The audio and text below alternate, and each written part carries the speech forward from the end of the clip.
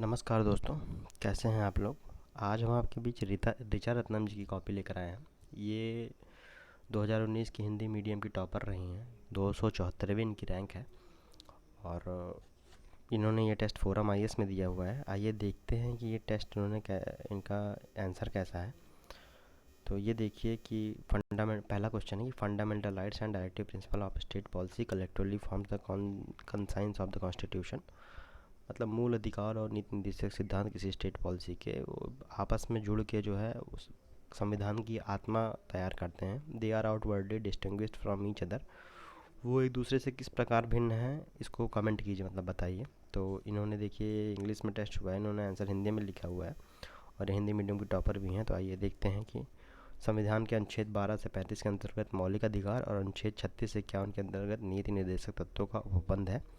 मौलिक अधिकारों व नीति निर्देशक तत्व संविधान की अंतरात्मा और दोनों मिलकर संविधान के दार्शनिक भाग का निर्माण करते हैं। दोनों का उद्देश्य लोक कल्याणकारी शपथ की स्थापना करना है। देखिए पहले ये दोनों में समानता बता रही हैं कि ये अंतरात्मा क्या है इनकी।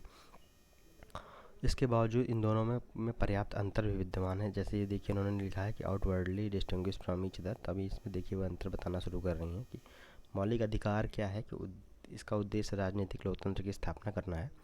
अनुच्छेद 19 वाक और अभिव्यक्ति की स्वतंत्रता है। उद्ग्रहण मतलब इसे कहाँ से लिया गया है, ये अमेरिका का संविधान से इसे लिया गया है और ये प्रकृति में व्यक्तिगत होता है। राज्य की शक्ति पर निर्बंध लगाता है, मतलब प्रतिबंध लगाता है। उदाहरण के लिए अनुच्छेद 32 के अंतर्गत संवैधानिक उपचारों की गारंटी दी गई है। न्यायालय में ये जो है वाद योग्य है, मतलब इस पर वाद विवाद किया जा सकता है। मुझे लग रहा है ये भी गूगल ट्रांसलेट करके खूब पढ़ी हुई है। और नीति निर्देशक तत्व क्या हैं, तो ये देखिए कि इसका उद्देश्य सामाजिक और आर्थिक लोकतंत्र की स्थापना करना है, जैसा आप सभी लोग जानते हैं। अनुच्छेद 39 के द्वारा निःशुल्क विधिक सहायता दी जाती है। इसका उद्ग्रहण कहाँ है, ये आयरलैंड के संविधान से लिया गया है। इसके जो है सामुदायिक प्रकृति के होते हैं, ये राज्य की अतिरिक्त शक्तियाँ प्रदान करते हैं। और अनुच्छेद 41 के अंतर्गत समान सिविल संहिता का निर्माण की भी बात की गई है।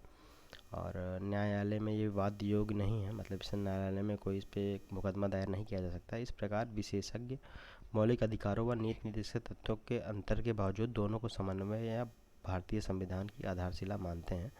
दोनों के समन्वय पर भारतीय संविधान की आधारशिला मानते हैं। तो दोस्तों इनका आंसर तो बहुत गजब का है और इन्होंने एक एक पॉइंट उठाया है, इन्होंने संविधान भी कोट किया हुआ है। तो आंसर बहुत अच्छा है। आप भी बताइए कमेंट सेक्शन में इनका आंसर आपको कैसा लगा।